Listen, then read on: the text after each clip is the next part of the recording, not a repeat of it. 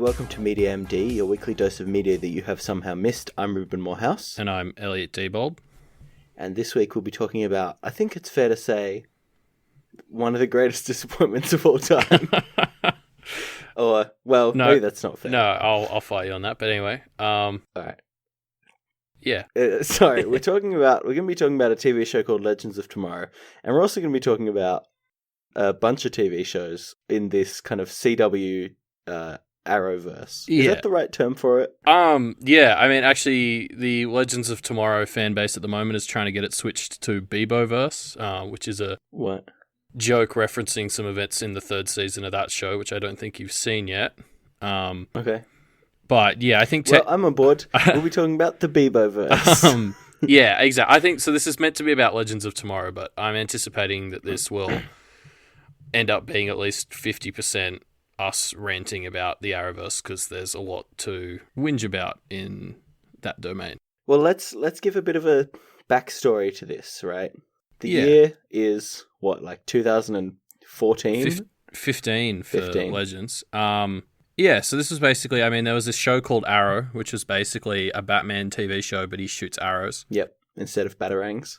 And then there was a spin-off of that, which was The Flash, which, I mean, presumably everyone has heard of. He's a superhero. He runs fast.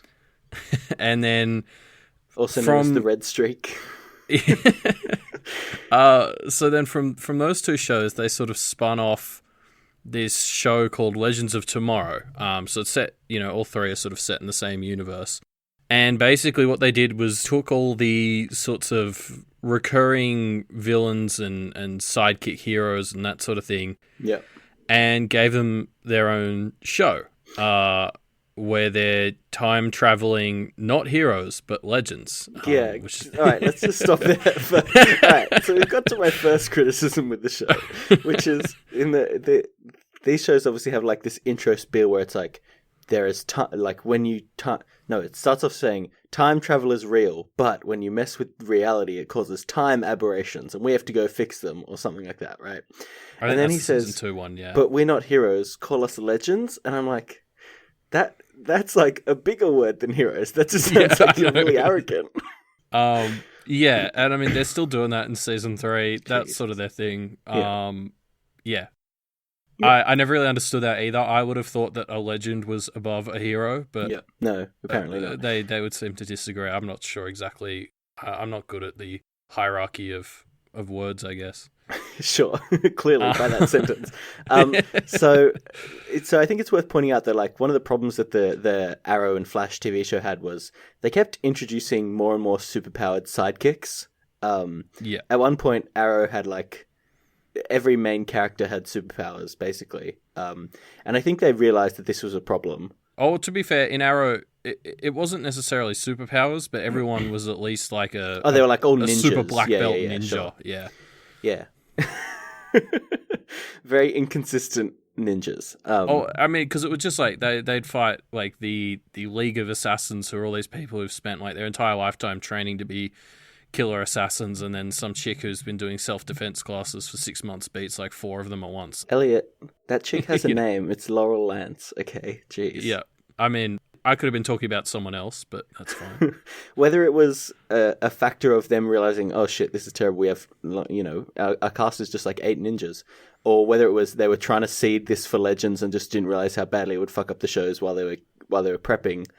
They moved all these sidekicks off onto their own show called Legends of Tomorrow, where they basically travel through time, fighting, time aberrations, like correcting people who accidentally fuck up the course of time. So, Hitler's back in the Wild West, or like George Lucas isn't making Star Wars, whatever, In the first season, there's like a more solid plot, and that's probably the biggest issue with season 1. Yeah, because essentially 2 of the characters are Hawkman and Hawkgirl, I guess. And wait, isn't Hawkeye a Marvel superhero? Hawk Guy. Oh, sorry, my mistake. And these DC takes those names a lot more literally, because these are literal people with wings. It's a literal Hawkman and literal Hawkwoman, yeah. And geez, it's been a while, and the story was so bad I don't remember it. But, so I remember it. So there's a guy okay. who's like immortal. He's an immortal caveman, and he really likes using knives. And him and these hawk people keep killing each other, and then like the cycle keeps going forever. No, sorry, he keeps killing the hawk people, and they just come back to life every so often. But if they kill him, so then he dies forever. Reincarnated. Yeah, that's right. And so they're trying to kill him forever. And yeah, and they're all meant to be like superpowered, so it's kind of weird that some guy who's not even that strong, he just has knives, is like able to beat them. Especially like, because I mean, you know, they're all from ancient Egypt and stuff, right? So he's got at least 2,000 years of straight wins, which I think it's implied that they reincarnate pretty well. So they've got a pretty terrible track record. Yeah. Which I mean, they keep up in the show. I mean, they were both pretty useless in the show. Yeah, that's fair, actually.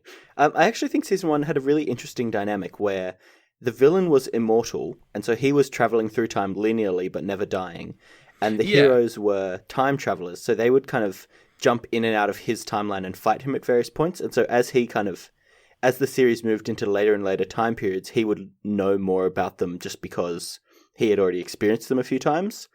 And I think that's a really interesting dynamic.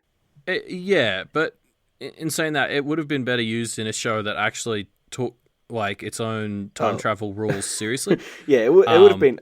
I'm not saying it was done well, Elliot. Like it would have been. It's an interesting dynamic that I would have liked to see in a good show. Yeah, because definitely. I mean, Legends. You know, it's sort of. I didn't really enjoy season 1, but I sort of stuck with it, and the show sort of gets better. But yeah, it's never been a show that thrived when it actually worried about how things needed to work. So we're like 6 or 7 minutes in, and did we say that this is a You May Also Enjoy episode yet? I don't know if we did. I don't know. So I mean, yeah, I guess because technically, like, I mean, this could also be a down the rabbit hole episode if you were like. Yeah, sure. Let's not critically assess our structure too much, Elliot, because I think it will fall apart. It's made out of wet cardboard, our structure. But I'm curious to hear what show from our catalog you think Legends of Tomorrow would appeal to fans of. Well, I mean, there's been a lot of talk recently in the Agents of S.H.I.E.L.D. subreddit about how synergized those two shows are. Can we do You May Also Enjoys of You May Also Enjoys? Is that allowed? It's an endless chain, man. Didn't you hear me just say our structure was soggy cardboard? We can do whatever we want. Okay, then yeah, probably that one. But yeah, I guess if I really wanted to target it, that's the first one that jumps to mind. Because this has sort of been talked a fair bit about on Reddit recently. This show and Agents of S.H.I.E.L.D. are sort of, I think if you're going to pick two comic book related shows, these are probably the two, because S.H.I.E.L.D. is just really good in the sense that it's really high quality and, you know, just fantastic. Legends complements it really well because Legends is just stupid and silly and fun. Yeah, Legends definitely has a like Silver Age of superheroes feel to it. Yeah, I say that a lot, but as someone who has never really read comics, that doesn't mean much to me. Like the good old days of superheroes where it didn't really make sense and the Flash would just kind of use Speed Force to solve everything, but hey, it was fun. It was a fun ride, you know? Yeah. Yeah, I mean, then that's exactly what Legends is. Like I was sort of saying, in season 1, they worried a lot about trying to explain why time travel worked differently every episode, and by season 2, they sort of give up on that, and that's one of those things that just makes the show better. Like, trying to pretend that there's any sort of system just kind of got in the way of the show just doing whatever the hell it wanted, which is really when it thrives. But Elliot, I agree that with a show like Legends, they shouldn't try and pretend there's consistency, because there isn't. But if I was going to make a show like Legends, the solution I would have, rather than just pretend, like, ignore the inconsistency, is have consistency, you know? Well, I mean, yes, like that's obviously an option, but I think doing that sort of restricts you in a way. Like, Legends thrives because they just do whatever they want and whatever suits the moment, and they're not worried about it. Like, that's just sort of the vibe I think the show's set up, and actually having rules and consistency is more for a show like Agents of S.H.I.E.L.D., like, which, you know, is actually sort of going through that sort of thing right now in the show.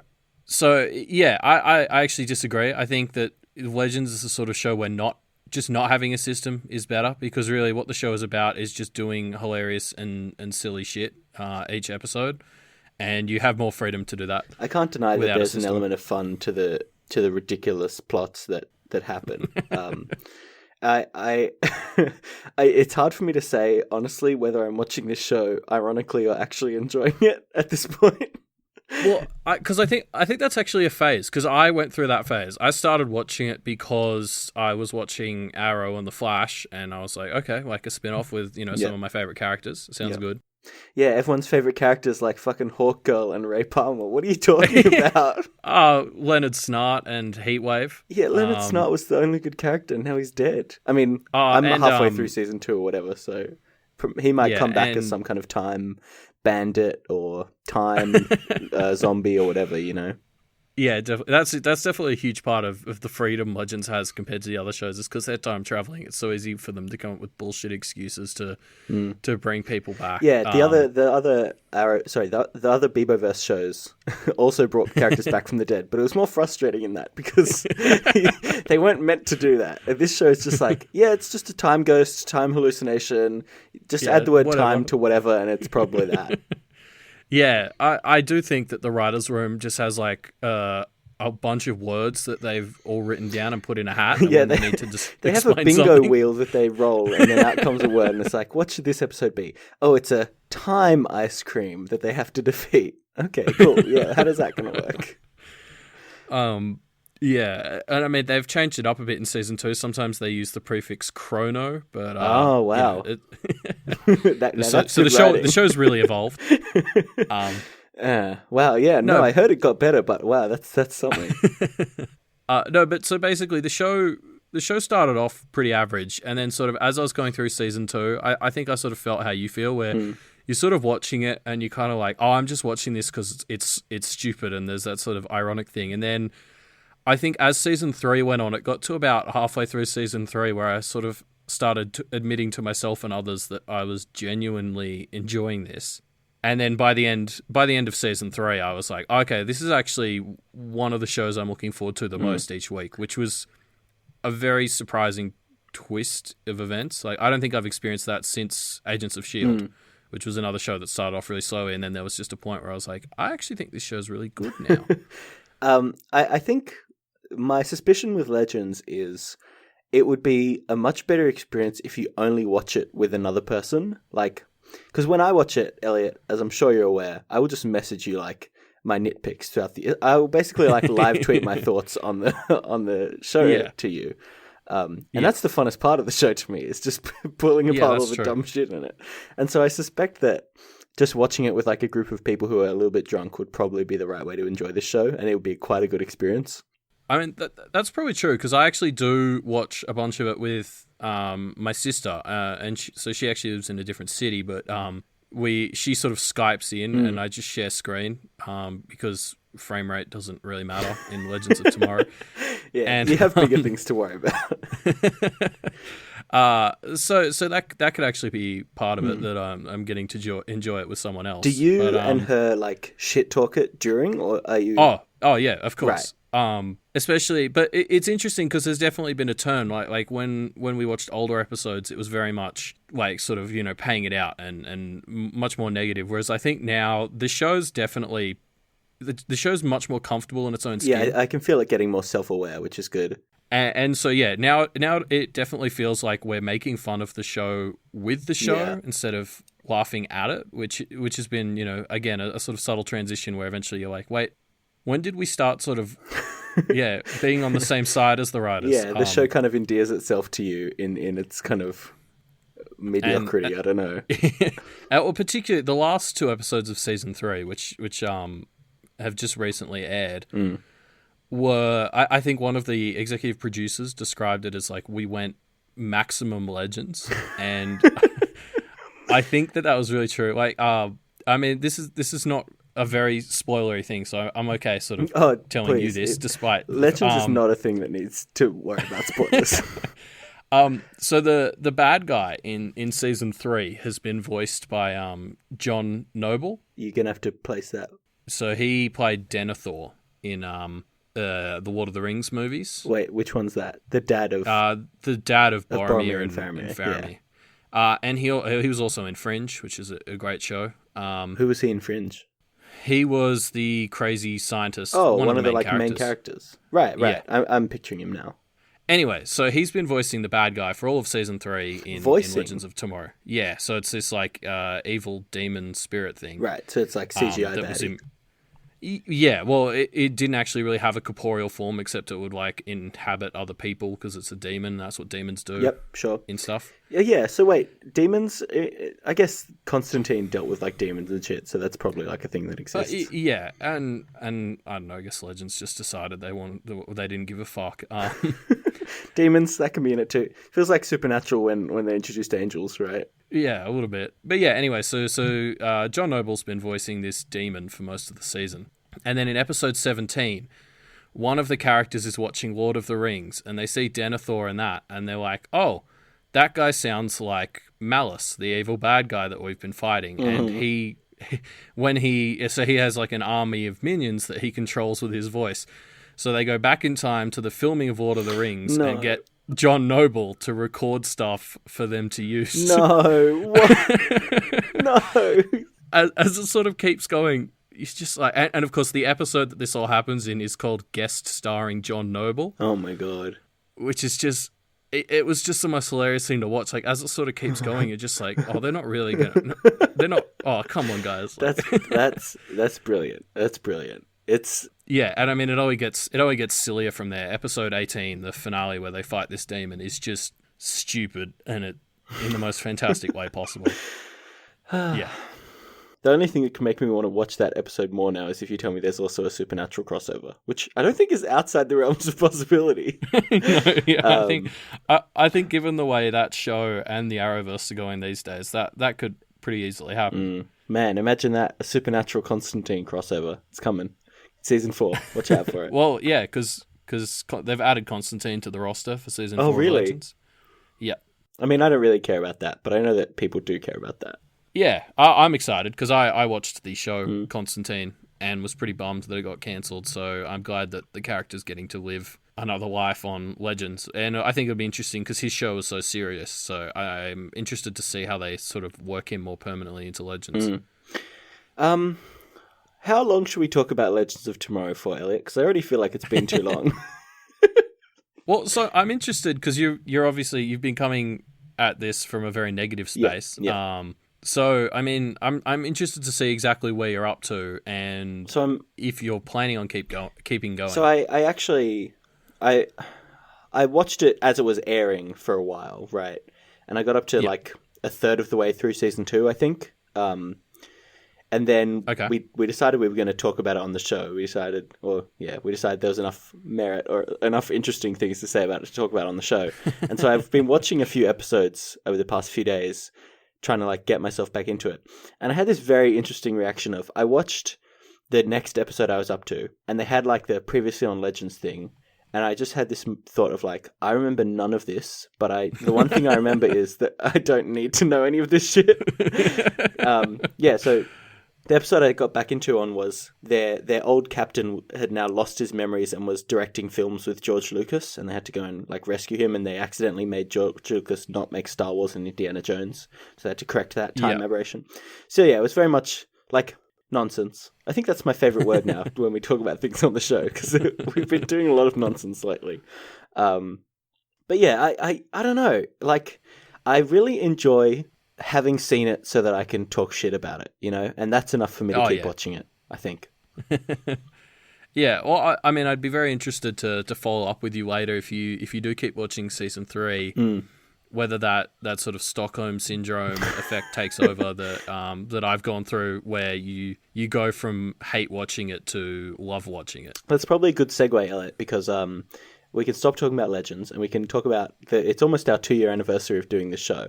And just like last year, we're planning on doing an annual checkup where we kind of revisit all of the things that we've talked about, if there's new kind of things to talk about for them, right? We'll take a look through our back catalogue and kind of figure out our thoughts on it, see if we kept watching the stuff that had more to watch or read further books in the series or whatever it is. So if you're if you have episodes in our back catalogue that you haven't listened to yet, or you want to kind of check it out, now's a good time to kind of go back and check things out in preparation for when we do a big annual spectacular where we talk about everything again in 5 or 6 weeks, I think. Yeah, about 3 months, so probably more than that. Yeah, good. Well, there's 52 weeks of episodes to go back through, Elliot. So Get started now, I guess. Do you have anything else you want to say about Legends before we wrap it up? Well, I just wanted to give it props, and this is probably meaningless to people who haven't sat through the other Arrowverse shows, but all of the other ones of those have really gone through a pretty steep nosedive in season 3. So congratulations to Legends for doing the exact opposite and becoming my favorite one during season 3. Yeah. Hey, here's a question for you, Elliot. Black Lightning, is that a CW-verse show? What is that? It's by the same people, it's by that Greg Berlanti guy who's helmed all of these other million shows. But I think it's separate. I think they've explicitly said it's not in the same universe. So even though it's a superhero show on the same thing, I guess they're sick of dragging the baggage from all the other shows along. So it's same people, same network. You mean Black Lightning's niece's boyfriend who gets superpowers isn't going to come into Legends? I'm very disappointed. Well, stay tuned, I guess. Yeah. I mean, he's saying that now, but yeah, that's what happened with Supergirl as well, right? Yeah, it was technically in a different universe, and then they just added multiverse stuff and crossed over anyway. So, I mean, give it 2 years. You do kind of have to admire how little of a shit they give about this stuff. And I think, because I mean, that's why it works in Legends, whereas in things like Arrow, because Arrow built itself around. Yeah, it built itself around being serious people drama. Yeah. So when you start having little fountains that bring people back to life and demons and stuff, it just feels really mismatched and out of place. Yeah. And Legends has built itself around a time traveling group of misfits that all have separate powers. There's so much I want to talk about, anyway? Elliot. How they're all so terrible at using their own goddamn superpowers. Anyway, let's wrap it up there because I think I could literally talk about that for ages. I think that's a testament to the addictiveness of the show that you have so much passion for how much you hate it. Yeah, no. So I guess that's still something. Guys, even if you watch this and you're not gonna like it, you'll hate it with such a passion. A lot of shows I'm not this passionate about. So shows that I enjoy, I'm not this passionate about. Let's stop there, Elliot. Let's stop. We got to stop sometime. And I can't. We've been talking about Legends of Tomorrow for too long, and it's starting to get to me. So if you want to talk to us about Legends of Tomorrow, you should go to our Reddit. It's in the thing in the description down below. My brain started to melt. That's the Legends effect for sure. That's the Legends effect, TM. So you can follow us on Twitter and Facebook if you want to interact with the show. You could also leave us a review on iTunes or just use word of mouth. Be like, hey, these guys talked about this show and it was really funny how that one guy hated it. So you should listen to it. Leave us a review on iTunes or spread the show around. We would really appreciate that. If you want to do some of this stuff, you can check our website, which is mediamdpodcast.com, and it has links to all those things I mentioned, links to our previous discussion threads, ways to contact us, and all of our previous clues for the Media MD ARG. You can help us figure out just who is Dr. MD and why is his gun so cold. Elliot, what's this week's clue? Apostrophe. And we will see you next week.